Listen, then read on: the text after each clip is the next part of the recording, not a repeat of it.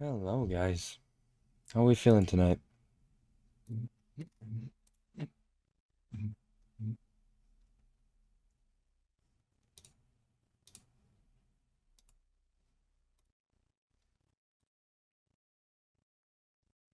I am doing great. Thank you. A little tired these days, right? Especially in the winter months, sorry, where we have shorter days. It's easier to feel tired in those days. But I am doing great. We just had a pretty, well, it was a pretty weird day. I'm not gonna lie to you guys, but pretty good in terms of results. So I had some good trades today. Quite happy for that in a period in the markets where I perform less than usual. It is really that simple, right? And just looking at our charts right here, it's pretty easy to understand why, right? We had some very nice upside movement all the way through 2024 and also some very clear downside movement, and now we're just ranging, right? So in these types of conditions, I perform less well than I usually do. And it's painful. It sucks, but we just have to, sorry about that. We just have to get used to it, right? So we'll review the day. For myself, very, very clear as soon as we started trading all the way down here with CPI that this was going to be low of day. So we'll review that and understand why I framed longs, but there was nothing from the higher time frame charts that dictated that I should frame longs. I did want to tell you guys this because some days there are just basically there are days where I just shouldn't trade based on the higher time frame chart. If you have the choice, why would you want to engage in this, right? And let's be honest, anyone who doesn't have to is just taking a step back during conditions like these, waiting for the markets to return to an expansion phase. And when it's trending, that is where the money is. That is where the easy money is, at least. And right now, it's not the case, but I need to bring in more money, so I have to keep trading.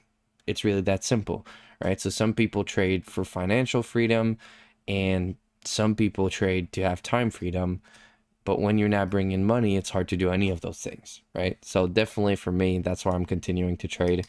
But I wish I did not have to. And perhaps in a few years, we'll have a different discussion and I'll be able to tell you guys that, hey, I'm not going to be trading this February because I do not need to, right?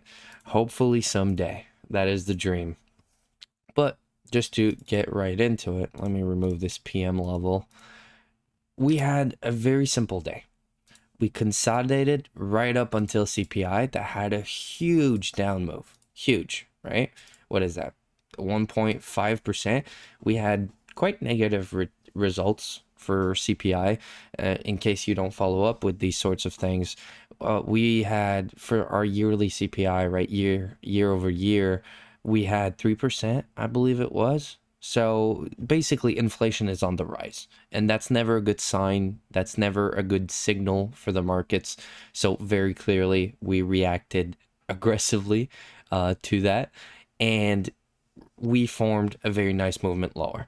Now, from this point on, taking into consideration just basic profiling for me, I know that now New York Sessions' job is to retrace that range. I did not expect a full reversal as we had the chance to see, right? Inflation, tariffs, Gulf of America. Yes, a lot going on right now, crucial. A lot. But yes, as I was saying, for me, the job of New York was going to be to retrace part of this move.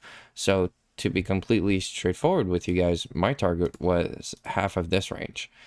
And why this range? And I'll even plot my quarters because this is what I utilized, and you guys will see how we utilize them. But this is a large fair value gap formed by the news. Why am I in the 15-minute time frame? Just like I was telling you guys yesterday, I am framing intraday retracements. All right, so retracements of the intraday time frame, 15-minute. I'm looking for a move that's going to happen during my day, intraday, right? This is what intraday means. Then I'm going to be in the 15-minute chart. I've been quite consistent in telling you guys this, and this is how I interact with the markets. When I'm looking for a move during my day, I'm going to be in my 15-minute chart to justify it. Now I'm framing all of this as accumulation, manipulation, and then distribution, but then framing as the day already distributed lower, so now this is a retracement. Does this make any sense for you guys? I do like to explain my frameworks. Why specifically the fair value gap and not the CPI range? Because I don't care for the movement that was created from it. I care for the inefficient movement, the inefficiency, right? There's a lot that goes into fair value gaps. A bunch of people have different explanations for it. But at its simplest form, a gap is formed when there is an imbalance in what people are buying, what people are selling, right? Right here, people were eager to sell. This is just a way that I like to think about it to help me visualize price. This is not how it actually is, right? You can do some very simple research and figure out how they formed, like on the back end, right? Through the order book. But in my head, I like to think of it in this specific way. So right here, sellers were in control. And that's a phrase that Umar Ashraf used a lot, right? Who's in control? Are the buyers in control or are the sellers in control? Well, clearly we displaced very aggressively lower. Sellers are in control. We have to rebalance this area.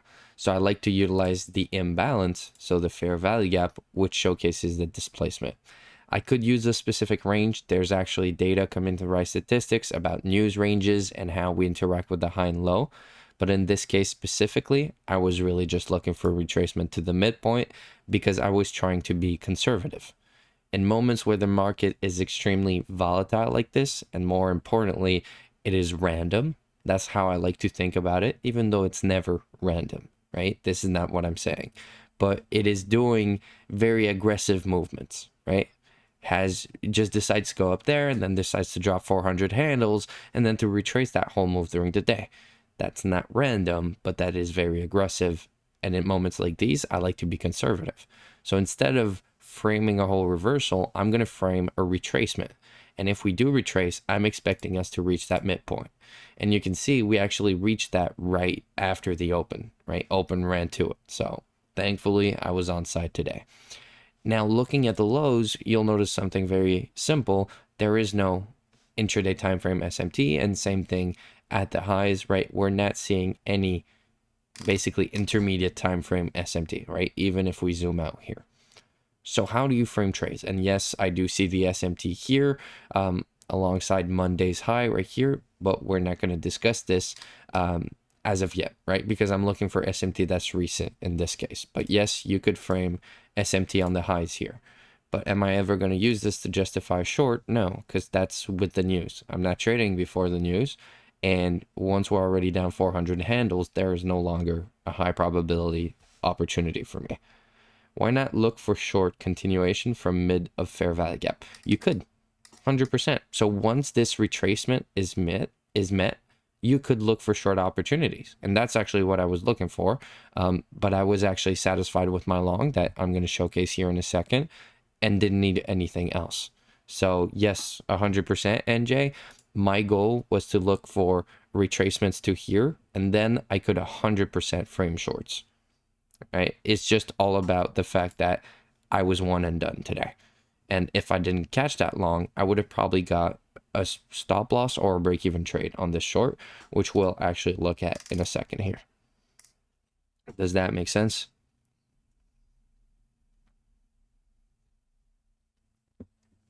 Awesome. Yeah, and we'll look at it, right? I do apologize for my voice, by the way, guys. Feeling a little sick recently. But just to get back into it. Now, this is a 15-minute fair value gap, all right? And this is picture perfect. And so it's sometimes a little weird for me to show this to you guys because then you're like, okay, well, this is bullshit, right? He chose it beforehand. He looked at the 15-minute. Well, yes, of course, because I looked at it this morning, so I know what I'm showing you guys. But truth is, I always interact with price the same way, right? So do with this as you wish, but I like to have my things here. I like to use quarters because for me, it's easier to split it up when it's a big one. But what I had running this morning was this setup, which just showcases the 15-minute gap formed from the news with the consequent encroachment. And we'll leave it at that for now. Now, as I always do, I'm waiting for 9:30. Now, at 9:30, we had previous SMT, which is right here, I believe. Yes. So we had previous SMT, which means that if I'm looking to long, I have my confirmation right here. I don't need more. I don't need it to be at the formation of my breaker. I don't need it to be internal, external SMT, local SMT, whatever people call it these days, all right? If there is divergence present at any point in time, I am ready. This is my signal. Now, all I need is for my entry pattern to form. And if we look very closely here, 930 is where I can start trading, right here. What do we do here? Well, we look to the left. Now, to the left, right here, I have a range from a swing low to a swing high. Now, if the bottom of that range is taken out, and then the high gets taken out, that's a breaker block. But now we broke the low again, which means that this is no longer a breaker block. Thankfully, it did not give you an entry. But we can then move forward to the bigger range or an older range, which I am going to refer to now. So from that point on, we had a range, which we took out the low, and right here, we took out the high. That is a breaker. That's an older breaker, but it is still, at this point in time, the most recent one, because this breaker has been invalidated once we traded below this low. So this is our most recent breaker at this point in time. Now, could we form another breaker that I could use? Yes. But notice something special. All breakers are forming around the same range. When do you invalidate a fair value gap, inversion fair value gap, and breaker block? Can you please talk about this? Yeah, I actually talked about what forms the invalidation of a breaker block yesterday, but I'll go about it again. So this forms a bullish breaker block. Why? Because we have a swing low to a swing high, we break the low, and then we break the high. When is it a breaker block? Once we trade back above this red line right here, right? When we trade back up to above the top of that range. But now, as soon as we break this low, my breaker block is no longer valid. It's invalidated. It no longer exists. It no longer is a breaker block, however you want to frame it. And as per fair value gaps and inversion fair value gaps, well, I did talk about that as well, but a fair value gap is invalidated / turned into an inverse fair value gap once we close to the opposite end. So if it's a bearish fair value gap, if we close through the high of it, it is now an bullish inverse fair value gap, which is actually what would have given us our entry today, which we will talk about, no worries.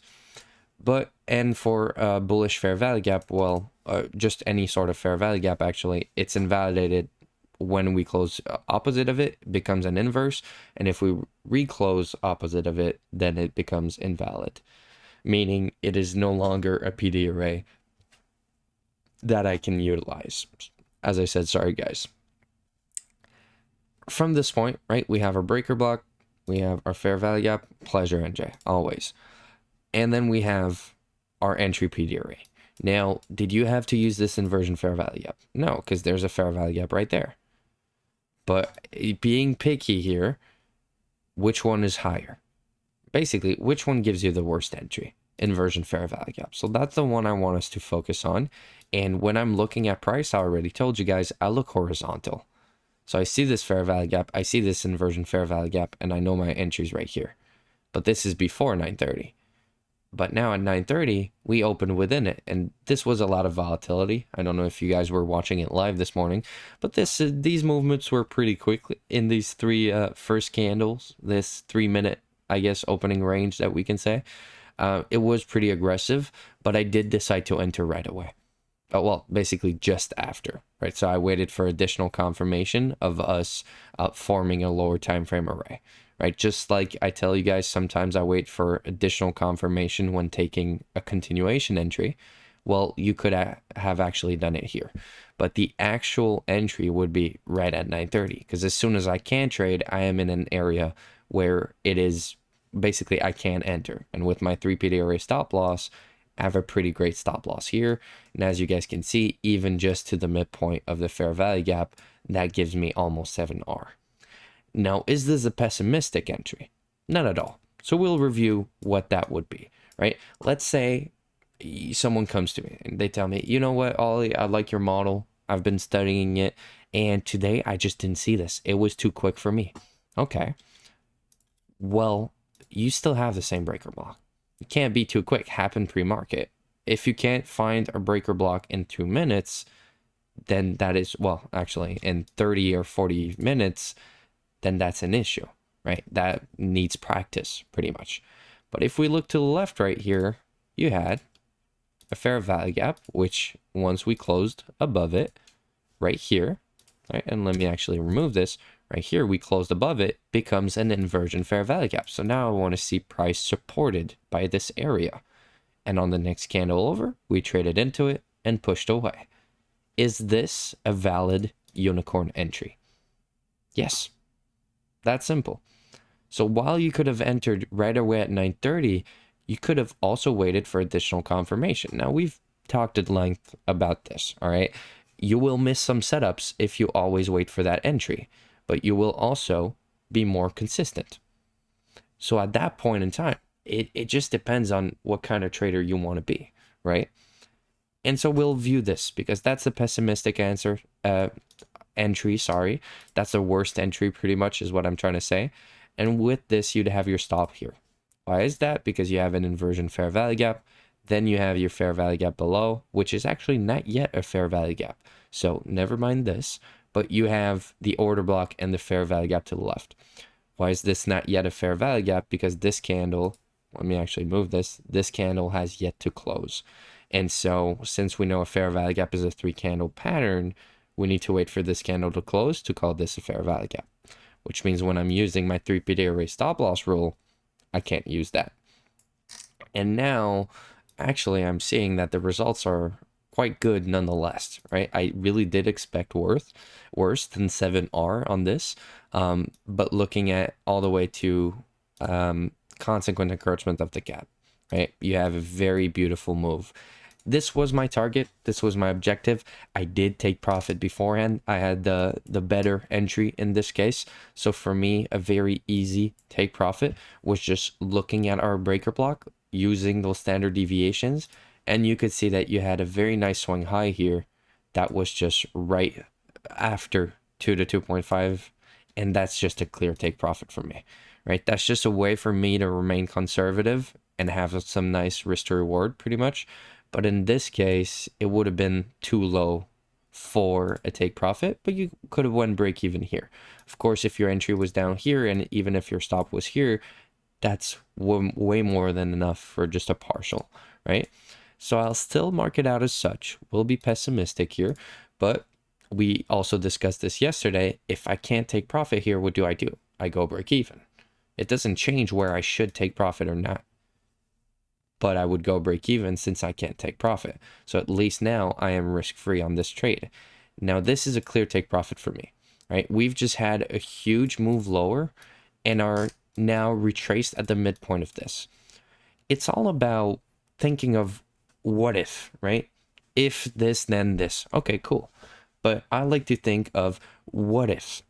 What if price wants to go lower today? So what if the low of day, and I like to use data quite a bit here, of course, so I'm not just pulling this out of nowhere, right? But what if we imagine that today I knew that price had a high probability of forming a low of day here.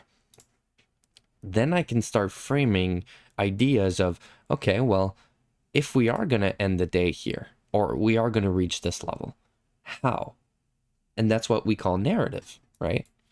So how are we going to do this? Well, I know that we just expanded very aggressively lower, so we have to retrace. Okay, where are we going to retrace to? Oh, into the 15-minute intraday fair value gap above. Okay, cool. But are we just going to tap into it? It's quite a large gap. Well, you know what? Since it's so much of a large gap, we should at least retrace to the half point. And after that, do we have to keep going up? No. If we are going to go lower, then after this level is met, I can start framing shorts. Because it makes sense that it can now go down here. That's how I interact with the markets. And it doesn't sound good. Because I'm telling you guys, I'm just creating stories in my mind. But it works. I'm creating stories. And you want to know, just go watch any of my live trading videos, right? Where maybe some of you guys were here in the Discord, actually, while we were doing these. I don't do them anymore. They take up a lot of time and energy from me. I might do them again someday, but no promises. But just go watch any of them, and you'll see me calling out price for an hour and a half straight with Accuracy. Am I always right? No. But I also tell you, is this a move worth trading? In my opinion, it is not. Why? Because price has already expanded very aggressively in that direction, and we now have a deep retracement. So I can frame shorts from this point on, but I can't frame that they'll go that far because they don't have to. We've already moved a lot for today. So this is a lower probability move than, for example, trading that retracement, which in my mind has to happen for price to do whatever it needs to do. So even if it's reversing, it has to go up. Even if it wants to keep going lower, it has to go up to here. This is what I call high probability move, when I can explain it from both directions. If we are going to distribute higher for the day, then we still have to go here. And if we are going to distribute lower, then we still have to go here. High probability move. I hope that made sense. But yes, I could start framing shorts here, and actually looking at it, it does not seem like price gave us an entry. So rise model for the win, I guess. But looking at this, which would be our bearish breaker, our first bearish breaker to form after reaching this 0.5, I see a bunch of unicorns, of course, but I don't see any retracements into them. And this would be too far, and nonetheless, there are no entries. And my students will tell you this. Am I going to short this because it's a unicorn? No, because this is 17 minutes later. I already missed the move I was looking to trade. And at this point in time, can we go on a 15-minute chart? I think it will be too small. Or no, we can, but we don't have a discount in efficiency when looking at this range. So let me actually go down to 5 minutes so we have a better idea. And at this point in time, we could use this premium and discount, right, of our latest expansion leg, our latest move. Wow, it's always perfect. I'm sorry, I still get excited now. It's just a 5-minute chart, first discount and efficiency. I mean, come on, guys. Like, I don't even know what to say anymore. Did we respect it? No, we traded lower. Yeah, we did 15 handles. Does your stop allow for 15 handles? Yeah, well, there you go. I'm sorry. It's still crazy to me. All of this simple ass logic that works so well. But once that objective is met and we respect it and form a bullish breaker block, then I can look to long again. And see how funny it is that when we had a bearish breaker block form, it didn't give you any entries, right? There are no retracements into a unicorn here. But when we formed a bullish breaker block right after, and let me frame it out with deviations for you guys, as I like to do, within our, and let's actually put that black so we can see a little more, within our retracement objective, which means that we can now start framing longs again. Well, look how funny it is that we have, oh, where is it? It's right here. There we go. An entry. So in this case, there was absolutely no need for bias. Just trade any random unicorn you saw today, and you had 2 wins. Of course, I'm framing after 9:30 because that's how I interact with price. Yes, sir, NJ. Clip it. Clip that shit. And as we see, you know what? Let's see our 3 PDRA stop loss rule. So I have inversion fair value gap, and inversion fair value gap here, and also order block. So includes 4 PDRAs this time. Quite a large stop loss at 50 handles. But as I always tell you guys, right, it's proportional. So this retracement we just had is 120 handles. So that's pretty big. And what I like to do is having my implied dealing range. And if I'm going long here, which I'm telling you guys, I was not. I was actually done for the day at that point in time. But if I'm going long here, I have 4 standard deviations that align perfectly with the daily open, which is very near the midnight opening price and the full fill of this gap. I am 100% framing longs here, which means that any point below this line, right? Once again, showcasing quarters here. Any point below the midline of this is a high probability entry, with of course my highest probability entries being here, right?